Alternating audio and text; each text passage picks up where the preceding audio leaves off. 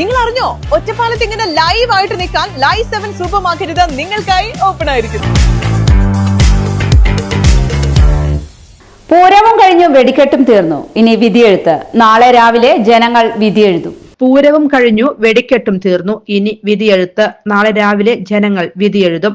രാവിലെ 7 മണി മുതൽ വിവിധ കേന്ദ്രങ്ങളിൽ പോളിംഗ് ആരംഭിക്കും. രാവിലെ 6 മണിക്ക് മോക്ക് പോളിംഗ് നടക്കും. ഒരാൾക്ക് 3 വോട്ടാണ് ചെയ്യാൻ സാധിക്കുക. നഗരസഭ, പഞ്ചായത്ത്, ബ്ലോക്ക് പഞ്ചായത്ത്, ജില്ലാ പഞ്ചായത്ത് എന്നിവയിലേക്ക് മത്സരിക്കുന്ന സ്ഥാനാർത്ഥികൾക്ക് വേണ്ടി 3 വോട്ട്.